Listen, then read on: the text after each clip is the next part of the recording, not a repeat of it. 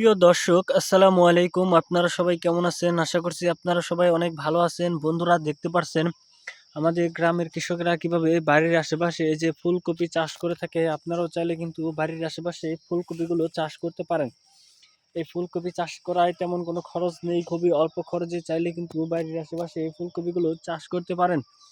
তো এই ফুলকপি কিন্তু খেতে খুবই সুস্বাদু। এই ফুলকপির মধ্যে রয়েছে প্রচুর পরিমাণে ভিটামিন, বন্ধুরা, যা খেলে আপনারা অনেক উপকার পাবেন। তো এই ফুলকপি চাষ কিন্তু আপনারা প্রতি জমিতে কিন্তু চাষ করতে পারেন। এই ফুলকপি চাষের জন্য বন্ধুরা অল্প জমিতে আপনারা এই ফুলকপির যে বীজগুলো রয়েছে, এই বীজগুলো যদি আপনারা রোপণ করেন তাহলে দেখবেন যে আপনাদের এই ফুলকপির চারাগুলো খুবই সুন্দর এবং ভালো হবে, এবং সেই ফুলকপিগুলো কিন্তু আপনারা চাইলে নিজেরাও খেতে পারেন এবং চাইলে কিন্তু বাজারে বিক্রিও করতে পারেন। এই ফুলকপি চাষ করে কিন্তু আমাদের গ্রামের কৃষকেরা কিন্তু ভালো লাভবান হচ্ছে। এই যে দেখতে পাচ্ছেন কি পরিমাণ ফুলকপিগুলো আমাদের গ্রামের কৃষকেরা বাড়ির আশেপাশে চাষ করে।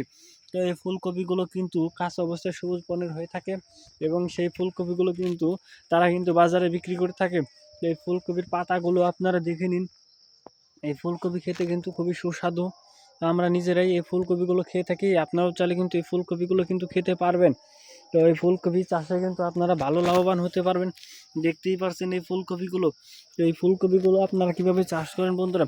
ফুলকপিগুলো কিন্তু বন্ধুরা আপনারা প্রতি জমিতে এই ফুলকপির বীজগুলো রোপণ করলেই দেখবেন যে আপনাদের এই ফুলকপির চারাগুলো খুবই সুন্দর এবং ভালো হবে, এবং সেই ফুলকপিগুলো কিন্তু আপনারা নিজেরাও খেতে পারবেন এবং চাইলে কিন্তু বাজারে বিক্রি করতে পারেন। অত্যন্ত কার্যকরী ফুলকপিগুলো। তো বন্ধুরা, এই যে ফুলকপি দেখতে পাচ্ছেন, এই ফুলকপিগুলো কিন্তু আপনারা যদি খেতে পারেন অনেক উপকার পাবেন বন্ধুরা।